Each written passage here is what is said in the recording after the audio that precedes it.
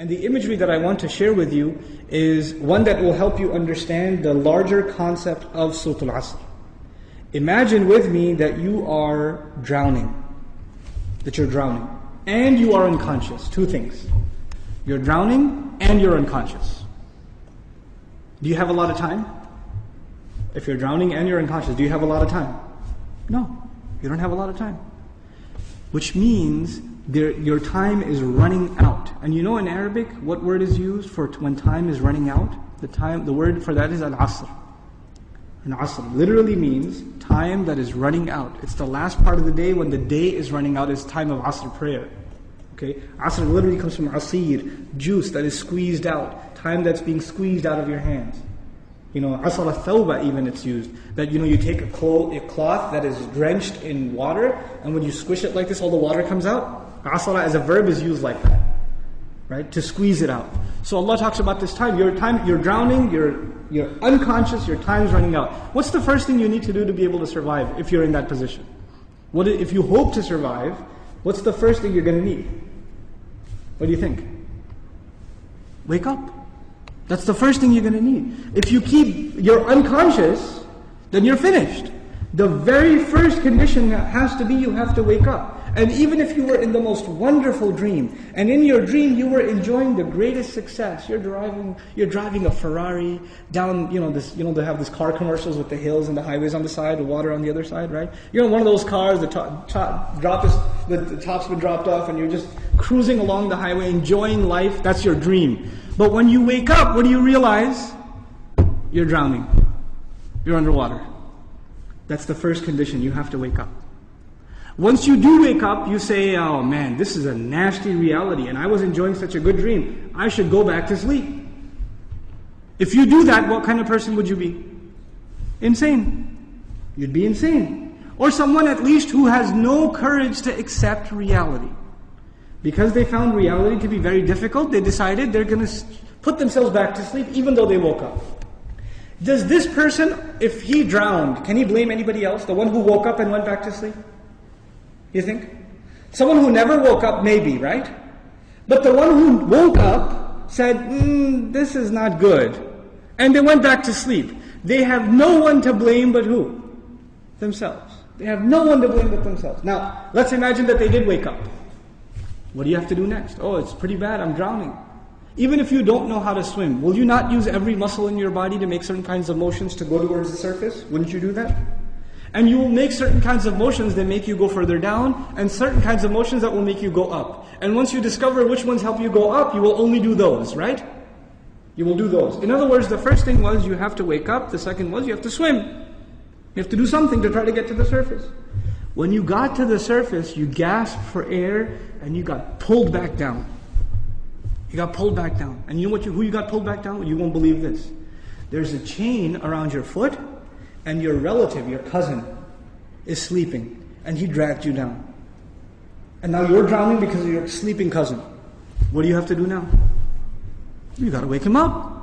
And you're not even waking him up because you want to save him. Who are you waking him up for? Maybe you want to save him, maybe. Maybe you don't even like your cousin, I don't know, right? But what's the point? The point is you're trying to wake him up because if you don't wake him up, who's also going to drown? You yourself. So you wake him up, and he says, man, I was driving a Ferrari, you woke me up for no reason, I'm going back to sleep. Forget you. Can you just say, okay, well, I didn't like you anyway, suit yourself? Can't do that. If he goes to sleep again, what are you going to do? No, man, wake up, let's go, we can't give up. You can't not accept reality.